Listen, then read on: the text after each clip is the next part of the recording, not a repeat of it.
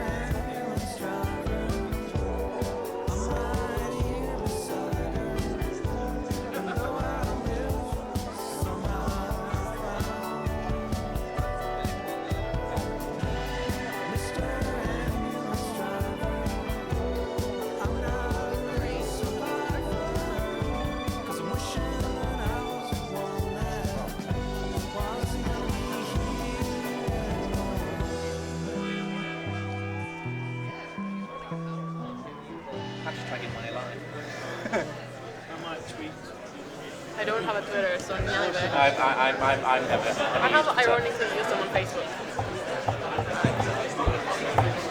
Hello everyone.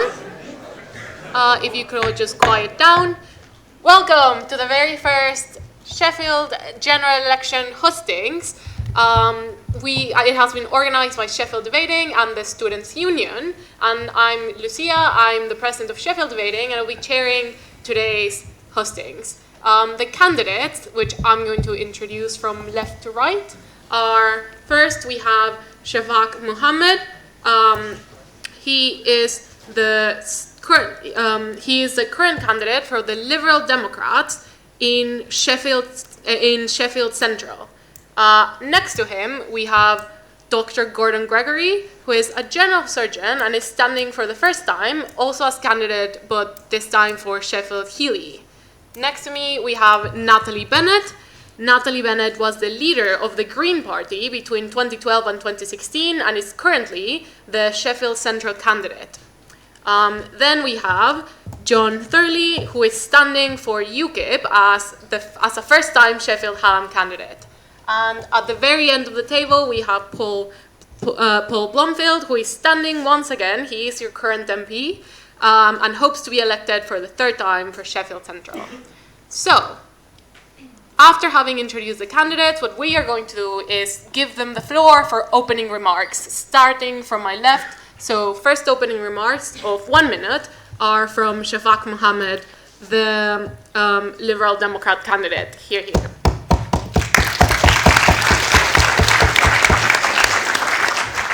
Thank you for organising the event. It's great to be back at the University of Sheffield. This is where I came to study. in 2008, and I then represented this area for 10 years on Sheffield City Council. This general election, although not expected by us all, is one of the most important elections we're going to face in decades. This general election is all framed around Brexit, and Brexit will have a huge impact on the future direction of our country, but also the economic interest of all, including the young. And over 70% of young people in Sheffield Central and across the country voted to remain. We lost that referendum narrowly in this city by 49% to 51%, but in this constituency it was over 70% of all people, including students, voted to remain. And I think you need an MP that will reflect it. Unfortunately, Paul Blomfield has voted with UKIP and the Conservatives to trigger Article 50. Thank you very much. Next opening remarks are from Dr. Gordon Gregory from the Conservatives. Good afternoon. Thank you. So I also came here to study medicine. This election is, as my colleague just said, an important election. It isn't only about Brexit. It is also potentially about the future of democracy, as the main opposition party currently is under threat by a leader that is leading it out into the wilderness. And despite them trying their hardest to remove him, he will be very difficult to remove, as he's changing the rules to his election. This is not only, as I say, a threat to the Labour Party, but also to democracy itself, as without a democracy, opposition fails. Thankfully, we do have a leader in Theresa May who has brought forth a balanced manifesto to govern for all. The Labour Party has been superseded by the SNP in Scotland, by Plaid Cymru in Wales. Who will take the baton in England? Maybe the Green Party. Thank you. Thank you very much. Next opening remarks belong to Natalie Bennett, representing the Green Party.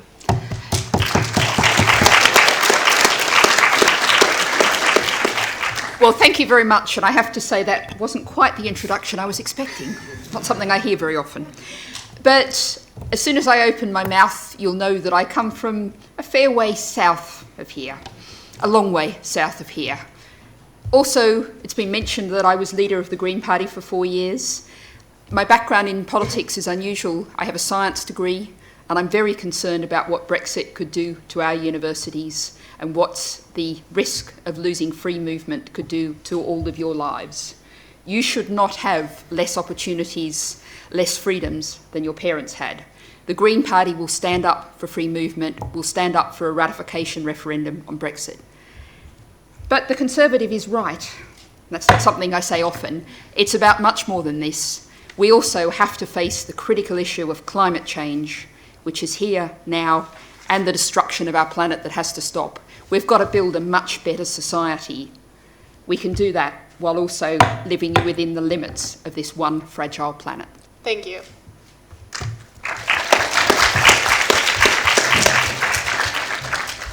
Next, we have the UKIP candidate, John Thurley. Good evening, thank you for coming. The reason I'm standing is for people like you and my son who studied here. He's got a degree in science, he teaches now. Students are being ripped off. You're paying for something that you should be given free. Liberal Democrats were going to give you free education. They didn't, you're still paying for it. You're going to be paying for it for the rest of your life. Why I'm standing, they have ripped me off. I'm 70 now. I stood before for rugby. There is so much corruption in the government, whether it's Labour or Conservative. It's got to be rooted out. The banks are controlling you. Bolivia has just kicked out the Rothschilds bank. China won't have the banks, Rothschilds in. You're going to be controlled by the banks. Your loan is through the bank. We'll speak later.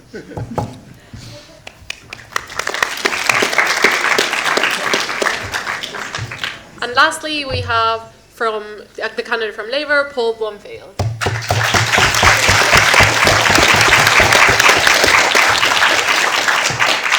Well, thanks very much. It's been a pleasure to be your MP for the last 7 years, and before that I was General Manager here of the Students' Union, so it's great to be back. And I'm sure we're going to have a really lively debate this evening. I've got more students in my constituency than any other Member of Parliament by far.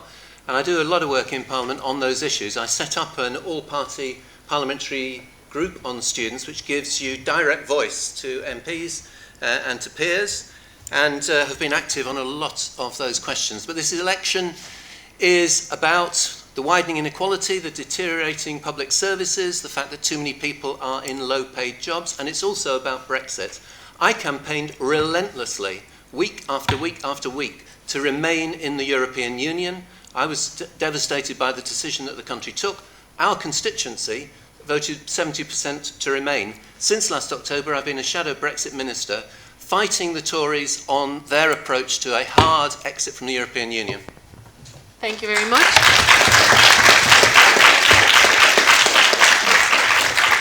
So, students, those are your candidates. What we are now going to be doing is we're going to be addressing questions that were submitted by you and other Sheffield University students. Our first question was asked by David, and it's a fairly general one, meant for all of the candidates. What do you think are the three main issues facing the Sheffield constituents, and how do you plan to address them? Do we have any answers from the floor? Yes, Paul Blomfield? Well, I think I began to talk about the issues, and they're pretty similar across much of the country, although there is a distinctive difference between the north and the south. A city like Sheffield was built on traditional industries with reasonably well paid, highly respected and secure jobs. One of the problems that we've got is the city I was brought up in as a kid employed 43,000 people in steel, now only 2,700, and those jobs have been replaced by low-paid jobs, fragile jobs where people don't know from week to week what they're going to be earning. And this government can act to deal with those issues. This government has chosen not to over the last 7 years, whether it's the Conservatives alone or the Conservatives with the Liberal Democrats. Government can use the power to act, and we can change our society. And that's what we're trying to do in this election. So why didn't Labour do it when you were in? We did an enormous amount when we were in, Gordon. Destroyed Sheffield.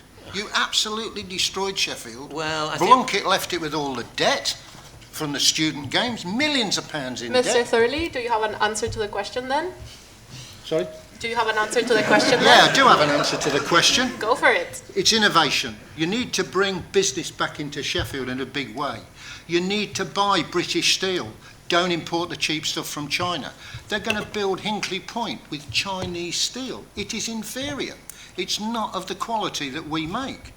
You know, I mean, there's loads of jobs that can be brought back to Sheffield. Labour let most of them go. They were given our money, which we give to the EU. I think you're forgetting, Gordon, that happened under Margaret Thatcher. Get your And history under right. Labour, Labour let a lot of businesses go to Europe with grants of 70 million, 60 million, 30 million. Jobs that have gone, Transit have gone, Indiset have gone from Wales. There's lists as long as your arm of businesses that have been pulled out of the cities in this country. You know, it's ridiculous. Thank you very much. The next candidate to answer is the Liberal Democrats candidate. I mean, clearly, look, as a city, Sheffield had a reputation for having the highest retention rate of students, i.e. students, once you've finished studying here, many students would stay in Sheffield because they liked the character, they liked the environment here, they liked the pace of life. And one of the reasons why people want to stay in the city is when there's jobs and opportunities. Brexit will have a huge impact on us. 40% of Sheffield's trade is done with Europe.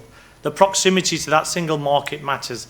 The Liberal Democrats are in favour of staying within the single market. They want to have free movement. The opportunities that students previously had and other people to travel to Europe, to work in Europe without being hindered, I think that they're the major issues that are facing our city. And obviously the environment. We take great pride in being badged as the greenest city, but we face huge challenges. Air quality is a massive issue in and around this university, and it's also a massive issue where I live near Meadowhall. You know, we are breathing dangerous levels of air quality. In the early 2000s, I was pioneering community testing of air quality issues. And similarly, we've got a massive issue with the Labour-run council and its trees. Where I'm a councillor is in Ecclesall, Rustlins Road. You may well have heard of it. That's where this Labour council decided to turn up in the middle of the night, knock people out of bed at 5 o'clock, march 2 pensioners away and cut those trees down. And as any MP of whatever colour should have called that out wrong. And unfortunately, the Labour MPs in the city and the councillors have lost their moral compass when it comes to issues around the environment. You forget, Shaffaw, I did call that out as wrong, but the contract over the trees was negotiated by the Liberal Democrats when they ran the council. Yes, it was. That's fine. That's fine, Paul, but it was a Labour government that we're negotiating with. But actually, ultimately, the contract was signed 13 months after we lost control of the council. It was signed by Councillor Jack Scott, one of your colleagues. But Paul won't tell you that after that debacle on Ruslin's Road, on Chipping House Road within his constituency, another 7 people were arrested for protesting using trade union laws. So I think this constituency needs an MP that will stand up and call things out when they are wrong, regardless of who's running this council, whether it's Labour, Liberal Democrats or any other coalition. You do know, Shaffaw. Can I just correct Shaffaw on that, because he does know that after that incident, I spoke to the Labour Police and Crime Commissioner, and there was an agreement that there would be no more arrests, and there haven't been. That's calling it out and doing something about it. That's 3 times, Paul, they were arrested before it stopped. And it went to the court. That's the court that threw the cases out, not your conversation with the Police and Crime Commissioner. Since both candidates have mentioned the environment to some extent, this is a good time for Natalie Bennett to speak on the question. Who's been, as the only woman on the panel, sitting here patiently waiting my turn. Seems to be a gender balance thing there going on.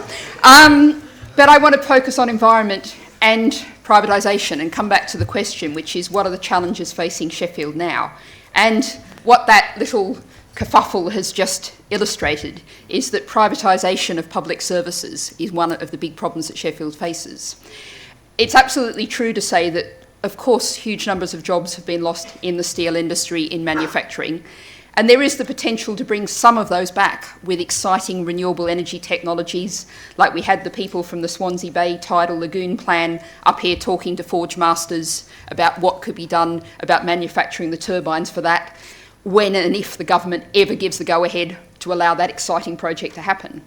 But in the period since then, and the Resolution Foundation did a great report on this, Sheffield has relied heavily on government jobs and on retail jobs. Those government jobs under successive Labour, Tory and coalition governments have been increasingly privatised. Now, the privatisation of public services means cutting the pay and condition of workers, cutting the quality of those services and shoveling public money into private hands. So privatisation and reversing privatisation is one of the things we have to do for Sheffield. What we also have to do is build a strong local economy, get away from those big multinational companies that aren't paying their taxes, that are putting people on 0 hours contract, minimum wage, insecure employment, where they've got workers under 25 being paid less than people over 25 doing exactly the same jobs beside them. We need to build a different kind of economy, an economy that builds renewable energy, that insulate home, give everyone a warm, comfortable, affordable to heat home, create a new kind of economy in Sheffield, building on its past skills, and building on the great treasure of the universities. You can see I'm wearing a badge. We are international. Sheffield is now an international city, and that means we need to keep free movement in the EU, and we need to look outward, not inward.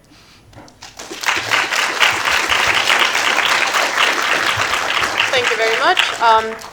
Dr. Gregory, do you have anything to add? So I'm sure that we will talk at some point about the health service, so I won't talk about that. Air quality, I would also emphasise. One of the key risks at the moment which we're trying to deal with is the mess caused by the incentives produced by the last Labour government to stimulate the growth of diesel cars in an attempt to reduce the CO2 emissions, but actually ended up poisoning us all with nitrous oxide. So I would concur that air quality is a key issue. And the third, I would say, is living costs. And the 2 key areas of living costs which are driving people into poverty are housing costs and fuel costs. Both of which were neglected under the Blair government. And in terms of the fuel market, were messed up, caused by contravening and counteracting incentives, both to try and reduce the cost of fuel and at the same time reduce the use of fuel, which I could go into more detail. But yes, the living costs are the third most important challenge, I would say, for the near future. Thank you very much to all candidates. Now we're going to go into slightly more specific questions. One of the big issues that was clear, that was a clear talking point in most of the questions we received was education, specifically higher education. So, a question that was submitted by George: what are you going to do to ensure that higher education works for all and not just for the few? Do any candidates want to speak first? Yes, Natalie Bennett. Well, I think probably everyone in this room already knows that the Green Party, ever since tuition fees were introduced by a former Labour government, have been saying there should be 0 university tuition fees. And we believe that not because it's a policy position, not because it's just simply where we've chosen to stand this year.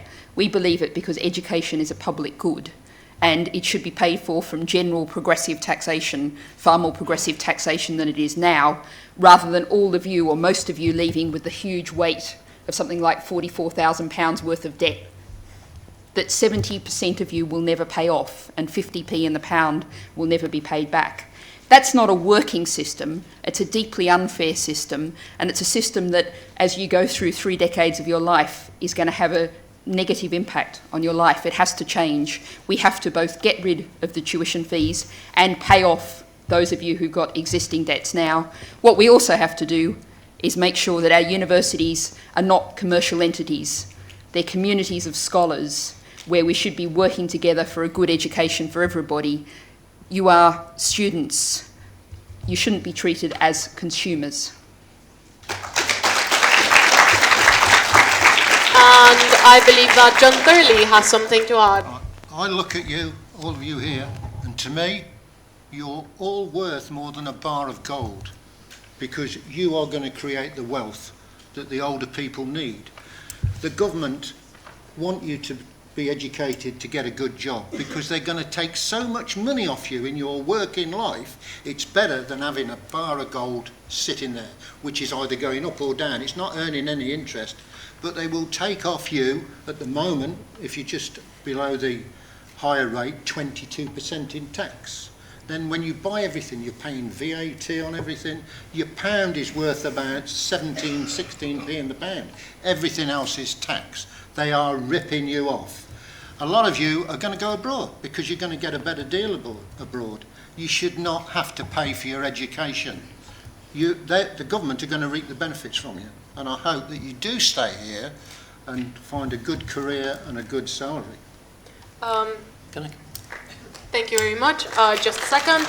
Dr. Gregory, would you like to go next? So I do not support the removal of fees. At the moment, 22% of admissions to university are from deprived backgrounds, and that is the highest ever. In countries which have removed the fee, such as Scotland, that is much, much lower and is falling. And we must also remember that 78% therefore are not from deprived backgrounds, and if you have it purely funded through tax, then you are using the taxes of the poor to subsidise the education of the middle classes. And I think we should stop this obsession that everybody has to have a degree. There are plenty of jobs which would be far better, and in the old days didn't have to spend 3 years at university having a degree. And I fully support the alternative career paths. My son's going to become an engineer. He is going to do that through an apprenticeship. And I think that if you have these fees, then people will actually balance the benefits versus the costs of going to university and looked at alternatives. Whereas if you have it entirely free, then people don't tend to make that judgment call.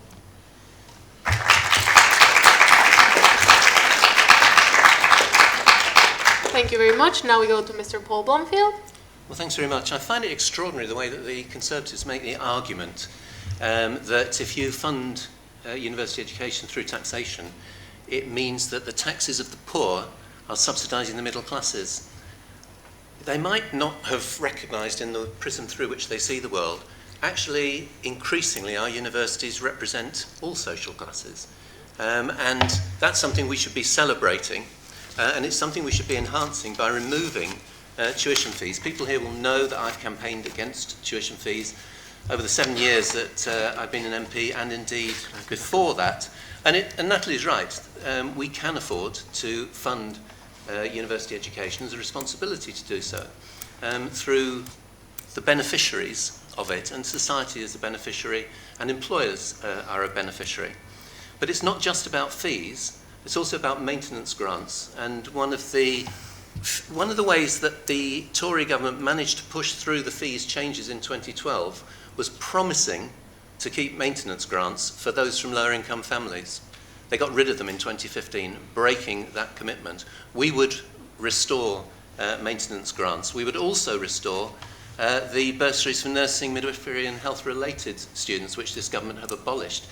Believing, and I had a debate with a government minister who said, we're getting rid of the grants and bursaries for nursing students because we want them to be able to share the benefits of the undergraduate funding system that everybody else has.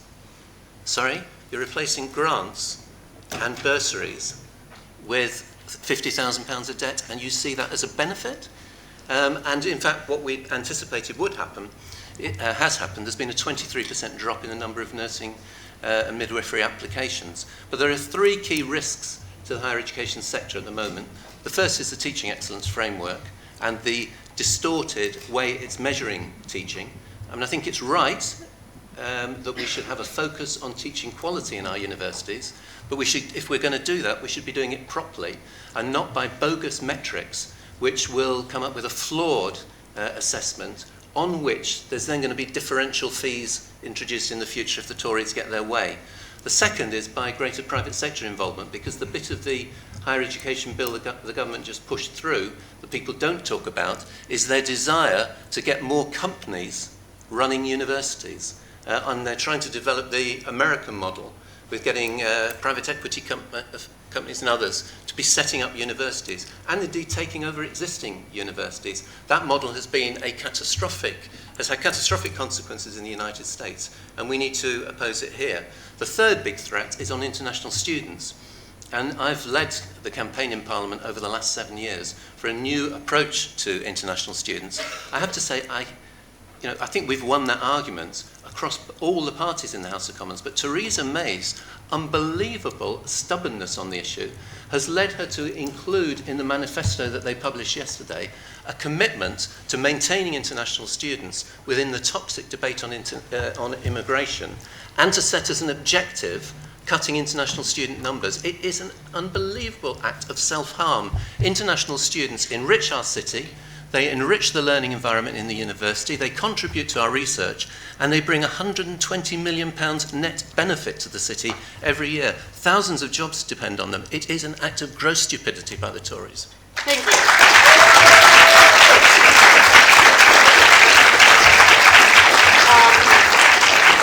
And I believe that Dr. Gregory has a reply. Just on those particular points. So I did recognise that people are coming from a broad part of society. I pointed out that 22% of people coming into universities are from a deprived background. I don't accept the talk about the class here and class there. I think that's a socialist obsession.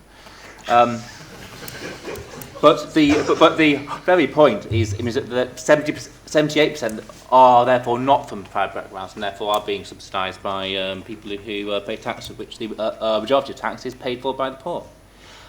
In terms of quality, there are 6 or 7 countries that don't charge fees, of which none are in the top 25 world universities. All of the top 25 universities of the world are all charge fees. And finally, international students, yes, I too found it a bit odd when they were included in the numbers for immigration. So I asked, well, why is that? And the theory is that because the numbers coming in should be the same as the numbers going out, it should cancel each other out and therefore shouldn't actually make any difference. But yeah, I agree that it's a bit of a strange thing to put in. Thank you. Lastly, if we could hear from Mr. Mohammed from the Lib Dems. Thank you. I mean, away from politics, I actually work in this city as a youth worker, and I did so when I first attended this university. So during the normal kind of working hours as a part-time basis. I actually work with young people who are 16 to 19 who are not in employment, education and training. And one of the biggest barriers for them is the cost of while they're at university itself when they're here. So if we want to actually help the poorest, we need to actually assist them while they're here, as opposed to what a future cost may be as and when they start earning. And I think those grants and bursaries that were built into the 2012 kind of review of student financing should be in there. The nursing bursary should be in there. And I think that's where we need to encourage and invest. But let's be clear, you may want our opinions about what's going to happen, but I think students also want an opportunity once they graduate to have work. And I just think the issue around Brexit will mean that this country will be poorer, the GDP will be lower, and those opportunities of work. And what happens, I've seen it with the NEETs that I work with, and that includes in Sheffield Central, is that each year there's another tranche of students that come out of school, and those opportunities that each student are going after will be much harder. And similarly, as and when you graduate, the year after, there'll be another batch of students, and if the jobs are not there, the smaller number, there'll be more and more students who are then end up being employed in other jobs that they didn't train in. So I think what we need to do is support students while they're here in terms of grants and supports, and particularly those targeted towards lower income families, but then also have those opportunities for employment. And clearly, there has to be a choice of how student finance is paid for, general taxation or actually getting those that benefit most to pay. And that's the choice we have, in front of us. But let's be honest, this general election isn't going to be in the balance. We know which way it's going to go. It's going to be a higher majority Conservative government. And what we need, most importantly, in this country is a strong opposition. And at the moment, that's probably why this general election has been called, because the Labour Party are in disarray. They will have an annual general election of their leader once again. They've had two elections, and on both occasions, Paul Blomfield's not backed Jeremy Corbyn. I suspect there'll be another election pretty soon, after the 9th of June, in terms of whether Jeremy Corbyn stays or not. And all that time, the Tories will have a free hand. And I think the Lib Dems, with the important issues around Brexit up here, this country needs more Liberal Democrat MPs in Parliament to challenge the Conservative, because the Labour won't. Thank you very much. Now, I want to briefly touch on something that both Mr. Blomfield and Dr. Gregory have already spoken about. So I would like to get the views from the three other candidates. One of our students has submitted the question. One of the questions that was submitted to us was that what is the party's view on whether or not students, specifically international students, should be included in the cuts towards immigration figures? Yes? No, they shouldn't. Sorry, I should have mentioned that in my previous submission. They should not, because those students come here, their net benefit. I know, representing Broomhill, how low the trade is in June, July, August, when the students are here, whether it's the students from the UK themselves, but international students. They enrich our society, they benefit. And look at some of the developments we've had in this city. So the Chinese developments that are taking place within Sheffield, massive multi-million-pound developments, there are investments from China. The links are there in terms of at least one of those developers, their own family members came to this university, studied here. As a result of that connection and visiting this city, they are putting millions of pounds into our city. So we should not be counting students as immigrants. They're actually students here who come here to study. And I think some of those international students also should have a right to actually work a year after they're here, because that's what it used to be. And they will be paying taxes. So that's our party policy, and that's something I will strongly fight for if elected into Parliament. Thank you very much. If now we could hear from Natalie Bennett. Okay, obviously not. It's so blindingly obvious that they shouldn't be in that cap. And I've done a lot of work with international students, building on what Shaffaw said. There's also lots of students who were and continue to be utterly ripped off. These are students in STEM subjects like architecture, who, as part of their qualification, have to stay here for 2 years after it and work in an approved place. And they are being thrown out of the country with something like £200,000 worth of debt. Look up Educating Beyond Borders and you'll find out more about this. It's something I've been working with them, campaigning on very strongly. But I want to go further than this, which is to say very loudly and bluntly, there should be no immigration cap. The fact is, this comes from a Tory party which used to be called the Conservative and Unionist Party, but I think should now be called the Conservative and UKIP Party. party. There's a reason why my colleague here to the right's party vote is dissolved, because the vote is going to the Conservatives, headed by a Prime Minister who created, explicitly, intentionally, a hostile environment for immigrants, who's turned landlords into immigration agents. There's now a court case about the human rights implications of that, who sent round the dreadful racist immigration bans. And it makes no sense, because it's a net figure, and the government has no control at all over how many people leave the country. You might sometimes think they're trying to force a lot of people to leave the country, but it's a nonsense figure, it's a racist arrangement, and it's absolutely wrong, and we need to speak out against it loudly and strongly. Thank you very much.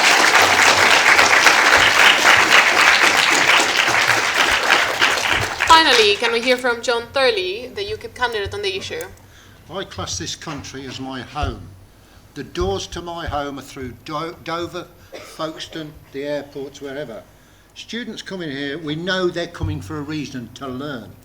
We shouldn't stop them. They should come here because they're going to go out into the world and they're going to benefit the countries that they've come from. They'll go back. Not all of them, but a lot of them will go back and benefit the country that they've come from. But we don't want people, I don't want people coming into my home. If somebody come and knocks on your door and says, I'm going to come and live with you, you want to know who they are, what they've done. Can they afford to pay their way? They need to be checked. It could be a murderer. Look how many murderers have got into the country. It's your home. The country is your home. You should know who is coming into your home. My dad's a German doctor. I think I can point that out. So? That's fine. Thank you very much. Thank you, Dan, from the audience. Can I just very briefly say Yes, feel free. So, as I said earlier, this is two separate questions. Firstly, should we reduce international student numbers? And I think that is obviously no. I mean, they bring a huge amount to the country, and they pay their fees, which support our universities. It's a separate question, should they be included in the immigration figures? And as say, the argument is that those coming in will balance those going home, and therefore it doesn't really matter whether they are or not. That's a judgment call, really, and it's more of a technical question, really. But I would not be in support of reducing the number of international students. In terms of immigration, we had a balanced amount of immigration up till about 1997, and then the doors were flung open, and the proportion of foreign-born people in the country doubled in that 13 years. There is a limit to the amount of social cohesion, I think, to the turnaround in a society, and I do think that if you keep immigration to a similar level to how it was in the 90s, that is an acceptable level. Thank you very much. Can I just come in if we're having a wider discussion about immigration? Because I think if we are opening that up, it's really quite important. And I think the Conservatives have been deeply irresponsible by playing on, for political gain, people's anxieties about migration, and making promises now in 3 successive elections that they knew in their heart would be wrong for the country to deliver, and in fact was undeliverable. If your primary objective, and it shouldn't be, is managing migration, the easiest thing to do is crash the economy. The jobs aren't there, people won't come. Huge collateral damage for everybody. And in fact, that's what the Tories might do out of Brexit by making migration a red line. But what they have done, and Natalie's right, it is extraordinary in the immigration bill for a piece of legislation to say that it's their deliberate objective to create a hostile environment. Now, I was brought up in Sheffield quite a long time ago when it was a very different sort of city. We have welcomed people here to work in our factories, in our hospitals, in our universities. We have welcomed people here, and I'm very proud of it, because we were the country's first city of sanctuary, sending out a positive message that we welcomed people fleeing persecution and war, and we've welcomed people to study in our universities. As a result of that, our city now has people who draw their origins from more than 120 countries, speaking more than 160 languages. I think because of that we are stronger, richer and better.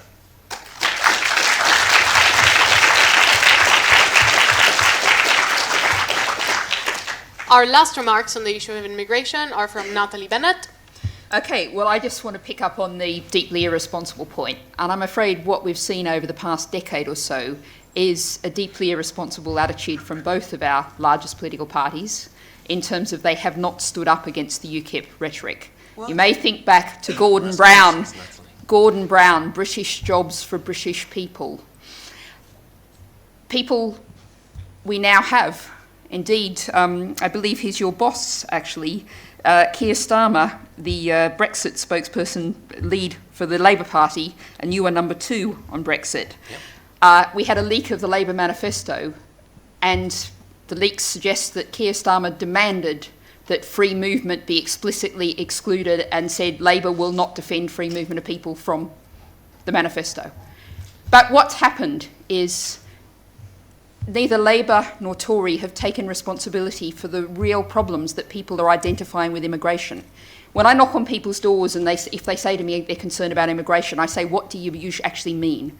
And they usually say one of 3 things: low wages, crowded schools and hospitals, my kids can't get a council house, housing's too expensive. And I say to all of those things, you're absolutely right that you should be concerned about that, you should be angry about that. But those things are not caused by immigration, they're caused by failed government policies. Because we've had Labour, coalition, Tory governments whose policies they haven't stood up against the argument that's allowed immigration to be blamed for those things. Thank you very much.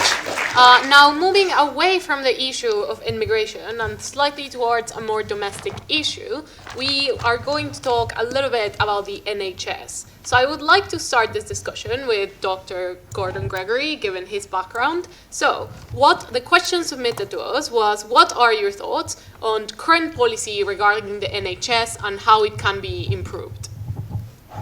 So first, Dr. Gregory. So the NHS is facing a huge amount of challenges, and it always has. It is under very high financial trouble. As you may know, many of the trusts are in the red. Now the question is why? The main reason is that healthcare inflation since the start of NHS and internationally has run at about 5% a year. So if you have inflation running at 5% a year and normal growth of the economy running at about 2% a year, then as time goes on, you will be spending more and more and more and more on health. So despite the fact that we are spending more than ever before in history on the NHS, we have fallen behind it in the real terms of the NHS inflation, if you want something to mean. And that is the main cause of the financial problems in the NHS. In terms of what can be done about it, under the current government, because of various different policies, we have been able to keep down the inflation over the past couple of years to about 3%. But even that is going to be unsustainable. If you were to keep up the 5% inflation indefinitely, and it was driven up to 7% under the Blair government, it was increased 7% per year under the Blair government. If you maintain that, then by about 2050, you'll be spending almost your entire government budget on purely just the NHS. So I haven't got an answer, and I will leave that open to you to suggest some answers. Thank you very much. Now, first to a Lib Dem candidate, Shaffaw Mohammed. I think when we talk about the NHS, I think we need to also talk about social care because the two are interlinked. So some of the pressures that the NHS is facing is because the social care system is in crisis. I've worked for 2 years in a care home. Just the amount of work that those fellow colleagues of mine, many of whom I would say were from the EU, and if we were to stop EU migration into the country, both the social care and the NHS would struggle massively.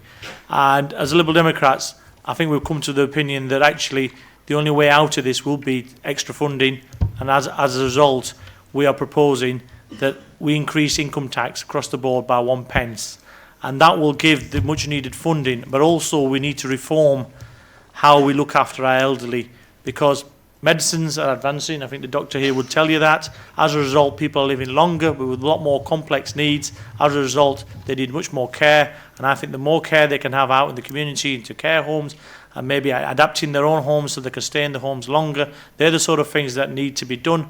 But let's be honest, they cannot be done by the existing budget, so you have to have extra money. £6 or £7 billion is probably what we require. We have to be upfront and honest with people and say a penny on income tax. That's the Lib Dem proposal. I hope many people will vote for that, because otherwise a cash-starved NHS will be more crisis, people left in corridors and any departments, etc., which we've seen this last winter. Can I just ask as to how much that 1 pence would actually raise? About 6 or £7 billion, I'm Okay, told. okay, so that would pay for a single year of 5% inflation. But it's more than what the Conservatives are asking. Okay, you know, then you can what be would as you want efficient. You can be as efficient as you want, but there's a limit to how when the efficiencies aren't there. And I what just would you think do in the second year, and then the third year, and the fourth year? it's depending on the income tax. As the economy grows, if the economy grows, at 2%. more people earn the money, more people pay the tax. If the GDP grows, clearly it's linked to Brexit. If the GDP starts shrinking, we're going to be in a lot of trouble. But as a starting point, I think 1p on the income tax is where we should go. We have not had 5% growth ever, I don't think. So it would only pay for a single year of inflation. Thank you very much. Now, moving on to Natalie Bennett. I believe she has words on the issue. Yes, I just want to pick up with a couple of words that Dr. Gregory said to start, which he said, the Tories have managed to keep the costs down. That's known as cuts. Let's be frank and honest about this. It's not collateral damage. It's nurses, doctors, other staff working harder and harder with less and less. And that was something that I'm afraid the former Labour Party agreed to, 22 billion of efficiency savings in the NHS. And every time you hear the word efficiency savings, think cuts, because that's what's really going on.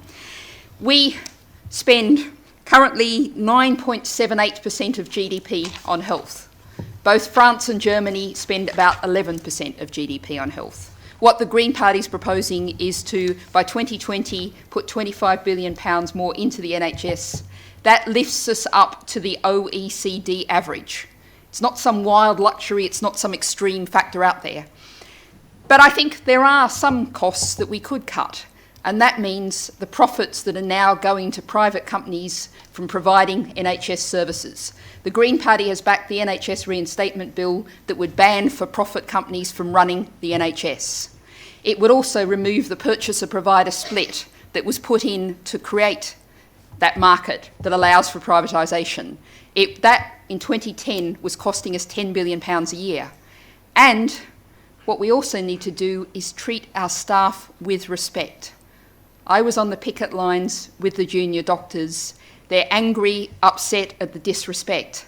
I was marching with the student nurses over the loss of their bursaries. And to qualify as a student nurse, a midwife, or lots of other associated health jobs, you have to do hundreds of hours of work in the NHS. This is a new low in Tory austerity. People are actually having to pay to work. That's what their fees are. They are paying to work. That's not a sustainable situation. And we have in Jeremy Hunt a health secretary who is on the record, a book that he co-edited said, we want to replace the NHS with a privatised American insurance model of healthcare. That uses twice the percentage of GDP for far worse results. We need to stand out absolutely against the privatisation of the NHS, and the Green Party is the only party that's consistently done that.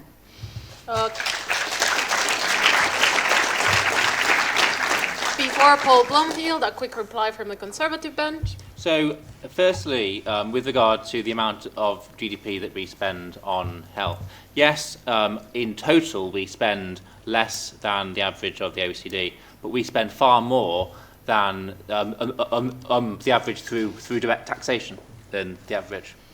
And the other point was on privatisation. There is nobody who would want to go to the American model. It is as Well, except Jeremy Hunt, of course. he does not want to go that way because it is far more expensive, as you say. They pay more than us, even just for their state-funded system. So it would be an absurd suggestion for us to go to the American model. Thank you very much. And now to Labour, Paul Blomfield. Thanks very much. I mean, I think Dr. Gregory is at least honest in one thing in his opening comments, which is he hasn't got an answer for the crisis in the NHS.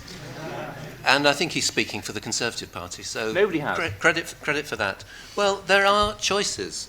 And I have to say, Natalie, I'm sorry that because the Greens talk about a progressive alliance and then use every opportunity they have to smear the Labour Party. Well, no, Paul, we do a progressive alliance. We're happy to be judged on our record. When we inherited the NHS in '97, after all those years of Margaret Thatcher, it was a broken service with people lying on beds in corridors, unable to get a service, unable to be supported, all the sort of crisis that we see now. Over the 13 years that we were in power, we trebled the amount of expenditure on the NHS, so that by the time we left power, there were no waiting lists, there were new hospitals, there were more doctors, there were more nurses, there were more medical centres, and we had the highest ever level of satisfaction from the public in the NHS in the history of that service since it was created by a Labour government. It's only taken the Conservatives 7 years to destroy that. It took them 17 last time. These are political choices. If we simply reversed the cuts in corporation tax, the taxes on company profits, from the 28% they were when the Conservatives came to power, and they've reduced them down to 19%. Even at 28%, they were among the lowest in the developed economies. If we simply reversed those, we would release an additional £20 billion. And we would do that, and we would use £14 billion to invest in health and social care. Thank you. Now, before moving on to our last candidate, I believe Natalie Bennett has a reply. Well, I'm really glad, Paul, that you're happy to be judged on the record, because I agree that it's great that that money was spent, that money was invested in the NHS. But the way a large amount of it was spent was through private finance initiative schemes, PFI schemes, which have absolutely crippled NHS trusts across the UK. And that happened because Gordon Brown wanted to keep it off the government borrowing figures. It happened because the Labour Party had signed up to an ideology, a neoliberal ideology that said borrowing is a bad thing, we have to keep the markets happy. If we'd honestly spent that money from government funds, we'd have a lot more money to spend on the NHS now. And lastly, Mr. John Thurley. Okay, I've got a lot of friends that work in the NHS. My lady friend is a staff nurse. It's the corruption in the NHS. A lot of your money is being wasted, my money. It's not a free NHS. They tell you it's free. Most people that are working are paying for it. I've got my tax return here. Tells me that for health, I paid £1,390 in 15-16. And before that, when I was earning more money, before I retired, I was paying a lot more a year. I could have had a private health care for that. There is so much waste and corruption. Glaxo, that supply a lot of the products for our hospitals, are overcharging us by a hell of a lot of money. Some hospitals a few years back were paying £1 for an aspirin. The backhanders that are given to these people that procure things, they're just getting freebies. They're getting cases of whiskey, they're getting vouchers, they're getting holidays, they're getting conservatories. Can you justify that? Yeah, I can. Okay. You ought to make those allegations in writing and then see what happens to them. Well, the person that I know that was taking it, he's died since. Oh. But he worked at a hospital, right? And I was talking to somebody the other day, right, that worked at the Northern General in the stores. It came towards the end of the year, and they're given a budget for the year, and they have to spend it. They had one machine there, which they very rarely use, perhaps one a year. So they bought, he said, I've got to spend this money. So they bought 2 more of these items at £1,500 each and put them in stores. A few months later, they get a memo saying these items now are obsolete, they're being replaced by another machine. So that was a waste. They're given targets. Targets are stupid. I've just come out of hospital 4 weeks ago from an operation. When I went in to start with, they kicked me out after 5 days and I was still ill. When I got home, the doctor says to me, I'm going to have to readmit you. I said, why? He said, because you're infected. My gallbladder was infected. They sent me home with no antibiotics. So, I refused to go back in. The doctor got me some antibiotics. But the waste, our money is being wasted. They're buying stuff that you don't need. It needs to be controlled. And the nurses are giving up.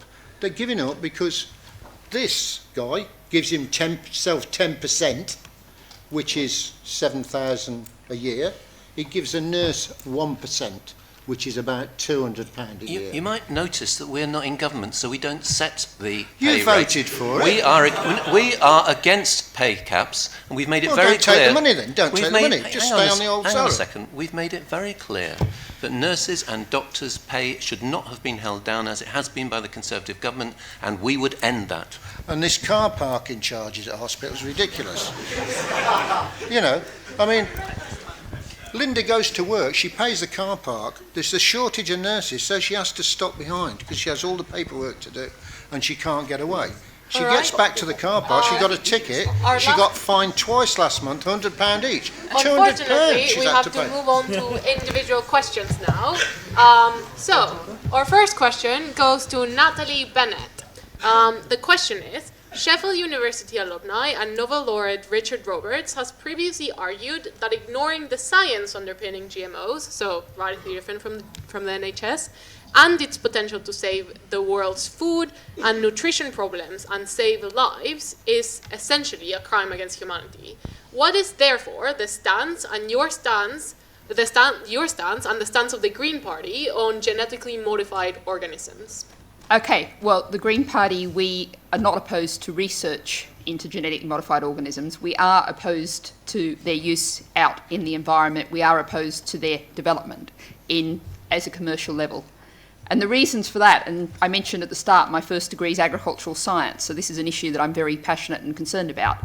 The reasons for this, there are causes for scientific concern, but there's also a much bigger question of how we secure the world's food supply in the coming decades. It's really worth saying there is currently enough food in the world to feed everybody. It's just nearly 1 billion people go to bed hungry regularly because they can't get access to it. But that may not be the case in 20 or 30 years' time.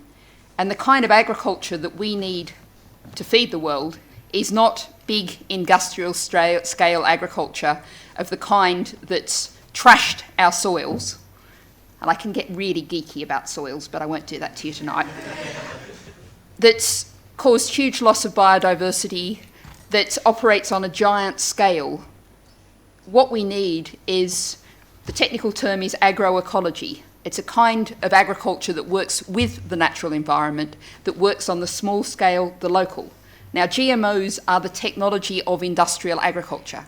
Industrial agriculture is a threat to all of our food security. What we need is a different kind of system, a system that works with nature, that protects and nurtures our soils, that allows the biodiversity to flourish, that feeds the world safely. GMOs is an absolute dead end. Thank you very much. Our second question goes to the Liberal Democrat candidate. As you yourself mentioned, you yourself mentioned that there's probably going to be a Conservative majority in Parliament. Given that, the question is that your manifesto promises that you won't go into another coalition with Conservatives or with Labour. So what do you see the role of the Lib Dems in Parliament as being? As you can see from the opinion polls, the Conservatives will get a huge majority. And the reason I say that is because I've been to various parliamentary by-elections in the country in the last 6 months, and I've seen how the Conservatives outperform Labour, and clearly they're going to get a huge majority. So in a sense, that's why the Liberal Democrats have been very clear. There is not going to be any coalition governments. It's going to be an outright Conservative government. And what this then leaves the next Parliament to do is, where will the opposition be? If the main Her Majesty's opposition is actually fighting each other, having its annual leadership elections, and allowing the Conservative government to go on and go for a very extreme version of Brexit, a Brexit that Nigel Farage will support, then where does the voice of the 48%, many of whom are young people, going to be? Those that are going to shout for a outward-looking, international-looking UK, a UK that's proud of its history, welcomes people in, and wants to work with its most immediate neighbours. Europe is only 20-odd miles away. Like I said earlier, 40% of this city's trade, and I'm sure similarly right across the country, the majority of our trade is with Europe. We need to have free, open borders with Europe, free movement of people, and we need people to actually challenge the Conservative government. Unfortunately, the Labour Party is divided. It's trying to have its feet in both boats. It wants to be in the Brexit boat, it will also be in the Remain boat. And on the issue like this, you can't be. You have to choose what you want to stand up for. And I think we, as Liberal Democrats, will continue in Parliament to fight against hard Brexit, and actually also argue that it shouldn't be members of Parliament who actually ratify the deal that Theresa May gets. It should be the public. Because it's the public that decided that we need to change our relationship with Europe, and it should be the public that ultimately has the choice. Now, that's what we're offering, but I don't hear it from the Labour Party, and I don't hear it from the Conservatives. Why have they got a problem with trusting people? Because the Brexit has been triggered on the basis of people voting for it, and we argue that if people do not like the deal that Theresa May negotiates, then we should have an option on that ballot paper to say that actually we want to remain in Europe, actually. Because politicians often change their mind, often get criticised for it, so why can't the members of the public who voted for this? And the issue is that many young people didn't get a chance to vote because the voting age wasn't 16. And I think that as and when that Brexit deal comes in 2019, that the voting age should be 16, because the young people themselves, they're going to be much more affected by this, whatever change of relationship we have with Europe, than some of the older people that have voted for it. They have every right to vote, the pensioners, but also why deny the young people? Because 16-year-olds can do many other things, join the army, get married, etc., start paying tax, so why not allow them to vote? So that's why what the Liberal Democrats would do in Parliament if we get more MPs elected. Thank you. Now, Labour is the current leading opposition party, so do we have any words from Paul Blomfield on that? Very much so. I mean, there's something that distinguishes the Labour Party from every other one of the parties on this platform, something that they all shared. At the last election, we said there should not be a referendum on our membership of the European Union, because we felt the issue was too complex and too important to be decided in a simple binary choice on a piece of paper. Now, the Liberal Democrats, who are now grandstanding, having jumped from one bandwagon to another, as defenders of the 48%, they campaigned for an in-out referendum, and they said that we should... 2008. Well, look, I've got the leaflet here with Nick Clegg's face on it. 2008. And what it says is there should be an in-out referendum, and we should trust the decision of the British people, whatever it was. And Natalie campaigned in the last general election on exactly the same platform. So it becomes those people who campaigned for this referendum, said we should accept the verdict of the British people, to then be saying that somehow they're the champions of our continued membership of the European Union. On this question of the second referendum, there is a dishonesty in what you're saying, Shaffaw, about a referendum when the deal is done in 2019, because there are two stages to the deal. The first stage is the divorce, kind of settling the terms of departure. The crucial issue is our new relationship with Europe, and that's not going to be settled in 2019. That will take several years beyond that, probably 2022, 23, it's going to be quite some time. When does the referendum come? Answer that. Does it come in 2019, or does it come subsequently when we can see the shape of the new deal? It's when Theresa May negotiates that deal, and the timescale she announced was 2 years. Well, All right. no, you know full well that the trading deal, the future relationship with the single market, the customs union, all the partnership organisations we have, will not be concluded within 2 years. The government have acknowledged that. It will take some time after that. So is the referendum in 2019 when we don't know what the future deal is going to look like, or is it subsequently when we do? Me again? Well, that's a simple question. And in addition, as my understanding of the Article 50, that if at the end of 2 years a deal hasn't been reached, then you just leave without a deal. That. So if the people did have a second referendum and they voted against it, then they would end up leaving without a deal. So the choice wouldn't be stay or have a deal. It'll be have this deal or leave without one. Well, I think that assumes that we know that other member states of the EU want us desperately to stay. We know the EU is quite good at fudging. I'm confident they could find a fudge that would let us stay if we said we wanted to stay. Thank you very much. Now, our next question is also for Paul Blomfield. The question submitted to us by Daniel was, what is your stance and the party's stance on Jeremy Corbyn's continuation as leader of the Labour Party? No, I love this focus on personality politics. Well, I don't actually, because I think politics ought to be about values and policies and not about personalities. I think it's a weakness in British politics. I remember talking once to Robin Cook, the late great Foreign Secretary that the Labour Party had when we were in government. And he said, you know, I'm spending day by day talking about the big issues that face the world, huge issues of enormous importance. And when I meet the media, the question they ask me is, did Gordon smile at Tony this morning? And that sort of politics as soap opera devalues what it should be about, which is about the vision for the country, our values and policies. Now, I think it's on the public record that I backed Andy Burnham in the leadership election. But it's also on the public record that I'm a Democrat and accept the outcome of that leadership election and the subsequent one we had last summer, which personally I didn't think we should have had.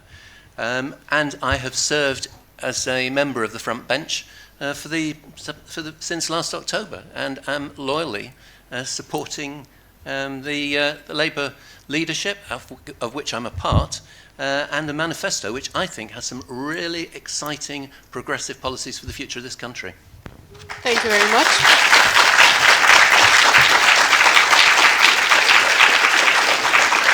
Our next question is for the UKIP candidate.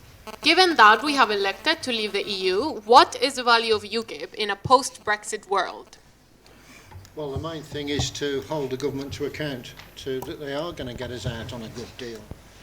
Really, what Cameron should have done, as soon as we voted out, by the way, these two gentlemen at either end are saying that 70% of people in Sheffield voted for Remain. No, Sheffield Central. Central. There are no figures available.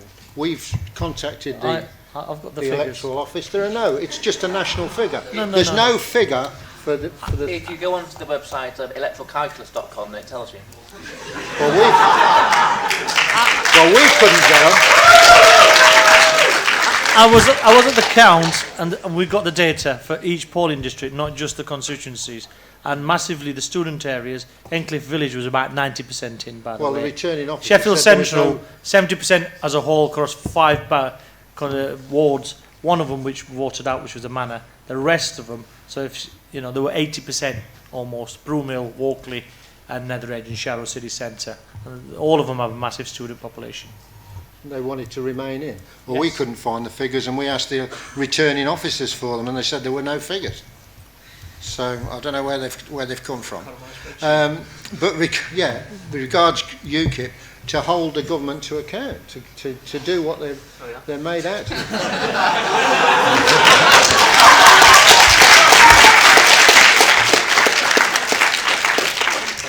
What's the paddy? Fake news. Thank you very much. Obviously, Brexit is quite a contentious issue. Our last question towards the Conservative candidate is also about Brexit. Why do you believe Conservative leadership is valuable to a Britain heading towards leaving the European Union?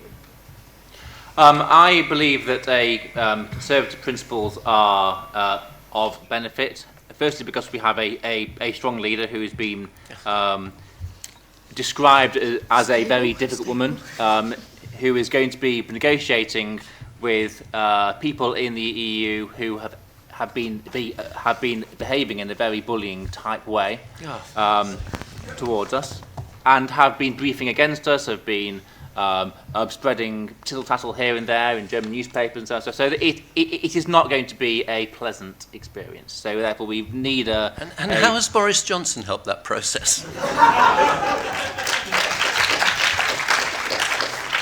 I think that even if you take the caricature that you are implying, then he can be some distraction to the main focus. But he is a very intelligent chap. He Just doesn't show it. So what I was going to say, yeah. As we move out of the EU, then our focus will be on free trade with the entire world. And the Conservative Party has always been a free trade party. Right from the start, when you had the Anti-Corn Law League, and we campaigned, obviously not me, because I wasn't alive in the 1830s, but Mr. Cobden and Mr. Bright of Manchester campaigned against the tariffs on corn, which were protecting the rich, so then the poor could get cheap food. And for all that time, we did not have free trade deals with people. We just had unilateral free trade, and it worked. And we had our golden age of trade with the entire world. And that golden age of trade can come back with the entire world. And even if we do not have specific deals, then there has been a recent economic report which has shown that the unilateral free trade would be as good as having specific free trade deals, which actually can be protectionism in disguise. Thank you very much. What we're now going to do is we're going to move on to closing statements. What I urge all candidates to consider on their 2-minute closing statement is this question that was submitted to us from someone who described themselves as an undecided voter. Which commitment in your manifesto do you think will specifically benefit university students the most, and why should we vote for you? We're going to start from the opposite end of the table, so giving his closing statement first, Paul Blomfield from Labour. Here.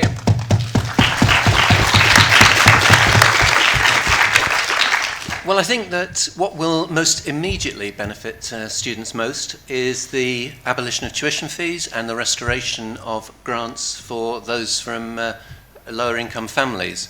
What will also benefit a section of students will be the reversal of the government's decision on nursing, midwifery and health related bursaries. What will be of enormous benefit is a different approach to the teaching excellence framework and the way that our universities move, and an opposition to the government's direction of seeking to bring private companies in to run our universities. But students are concerned about much more than immediate issues, and I've talked about international students, of which I've campaigned at length. I think that we just got to recognise that this election is about what sort of country we want to be. And it's not right that in the 5th wealthiest country in the world, we have widening inequality, we have public services in crisis, we have too many people in low pay and fragile employment. We need a government that has the confidence and the vision to tackle that. And I guess that the other point that I would make is the importance of students voting. So everybody here tonight has shown an interest in this election. I hope you'll go away from tonight to talk to other people, because if in 2015 in the general election, young people under the age of 24 had voted in the same proportion as people over the age of 65, we would now have a Labour government. As a consequence, we wouldn't have had a referendum, we wouldn't be leaving the European Union, and we would be a much better world.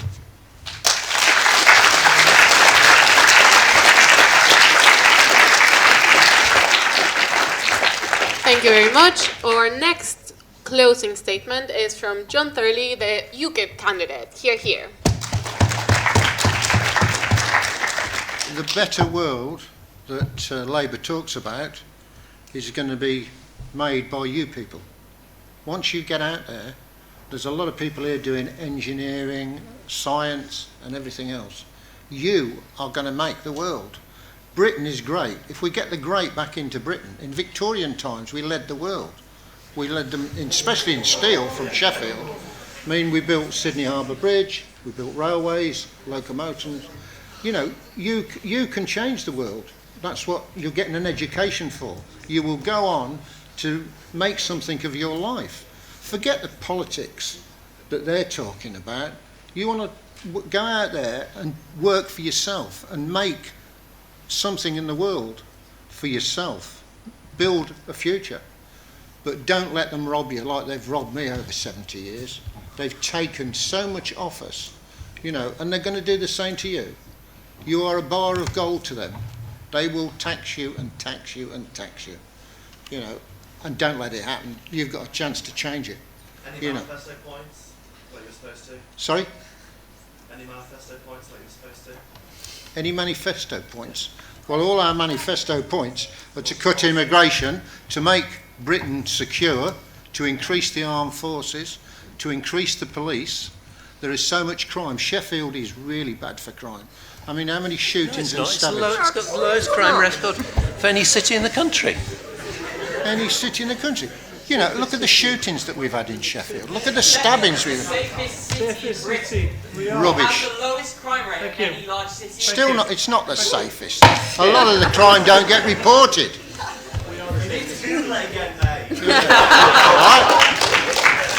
Thank you very much. So, next closing remark comes from Natalie Bennett, representing the Green Party.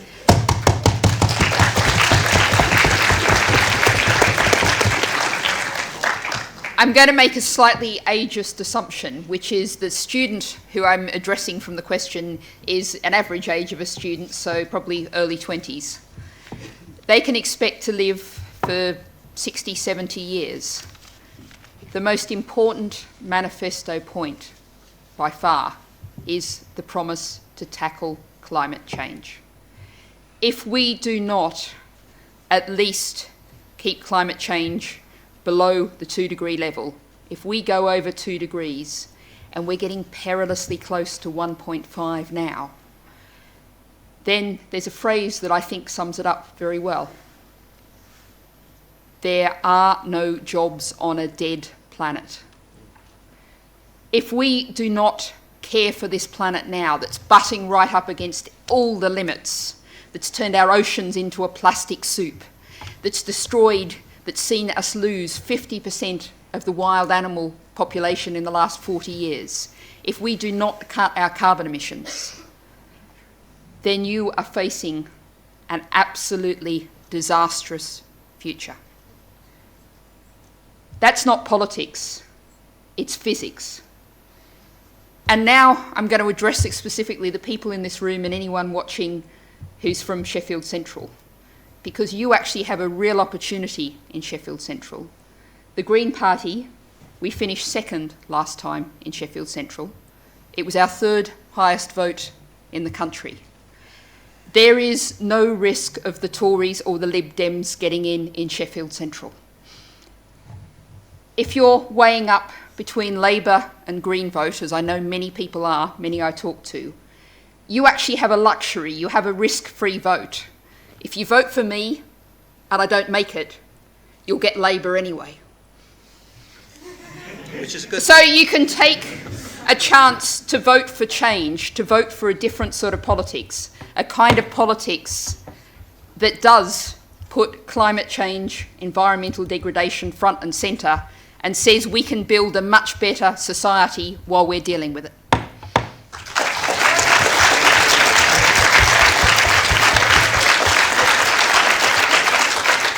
Thank you very much. Our next closing remarks come from Dr. Gordon Gregory, the Conservative candidate. Hear, hear. So I think the most important thing that we can give you is an efficient and dynamic job market. And we currently have the lowest unemployment rate since the early 70s. We have the most jobs that there have been for decades and decades and decades, and that is what we can do for you. We have been criticised for cutting corporation tax.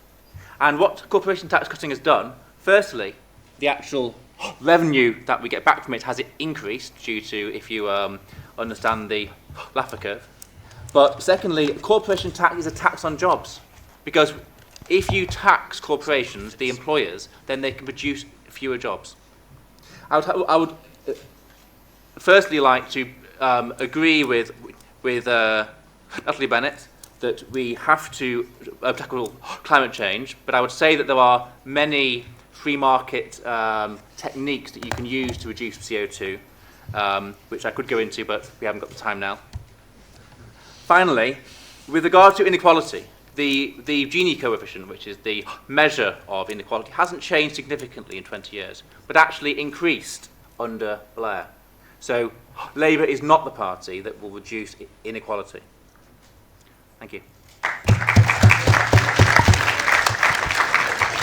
Thank you very much. And finally, to conclude this election hustings, closing remarks from Shaffaw Mohammed from the Liberal Democrats. Thank you. You asked for a policy, so I'll forward one of the Liberal Democrats' policies, which is this rent to own. We all know that housing is a huge issue, especially as and when you start life after university. Rents are very high, and trying to get a deposit. I know my son at the moment, who's 22, is in the process of trying to buy a house, and the difficulties he's faced, and hence why the banker dad has had to, step in and assist. And the Liberal Democrats, what they want to do is come up with a scheme that we want to build around 330,000 homes a year, but actually allow people to rent. And as part of renting it, you're also paying off the mortgage and a sense of it. So after 30 years, you will actually own that property. I think that's an easy way, a simple way of getting many young people who are struggling to raise deposits. I know house prices right across the country are very expensive. Sheffield is seen as a place that's more affordable, but trust me, as a father of a 22-year-old who's on £16,000, £17,000, he struggled to get a mortgage, and I think that's something practical that we could do. In terms of this election itself in Sheffield Central, Sheffield has been my home since 1977. Let me tell you, before you go home tonight, please Google the result in 2010. You will know how close the result was in this constituency. It was 165. It was 165 votes. It wasn't between the Green Party, who lost their deposit that day. It was between the Liberal Democrats and Labour. Now the choice is clear. You have a choice of who you send to Parliament. The facts are that the next Parliament will be dominated by the discussion on Brexit. Whilst Paul Blomfield will tell you he campaigned for Remain, he did. But you go and look at Hansard and you will see that when Article 50 was triggered, Paul Blomfield actually walked through that voting lobby with Douglas Carswell and the Tories. You need an MP that will reflect your views, and you can do that by voting Liberal Democrat.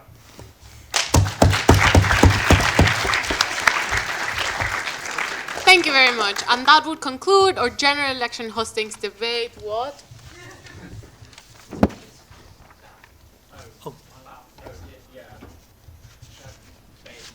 Yes, anyway. That will conclude our general election hostings for the night. Dan tried to remind me, but I already know, that's fine. So, first of all, before you leave, a couple of reminders. First, from your Students' Union, that you can still register in order to be able to vote until this Monday. We highly encourage you to do so if you want to vote for any of these candidates or the candidates that are not present at the moment. The Pirate Party and the SDP both tried to, both wanted to send candidates. Unfortunately, we had to decline because we were only having major parties. No SAS intended. The other reminder is that a new student manifesto is going to come out soon, so look out for that. In regard to Sheffield Debate, this event was organized by Sheffield Debating, particularly your marvelous public debates officer, Rory. Do check us out on Facebook.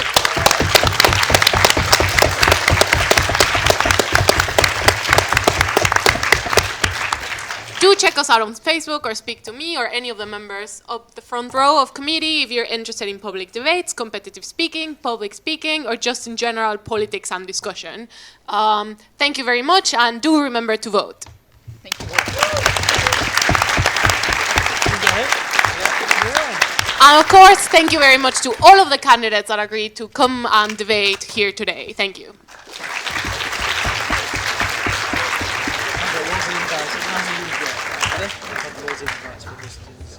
Very good. Thank you very much.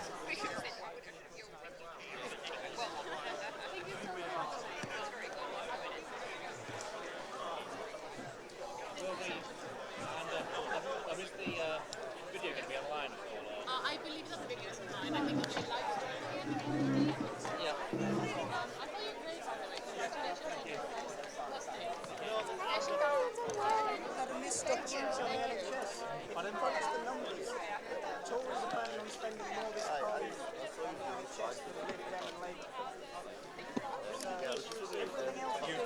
You've been receiving lots of likes on Facebook.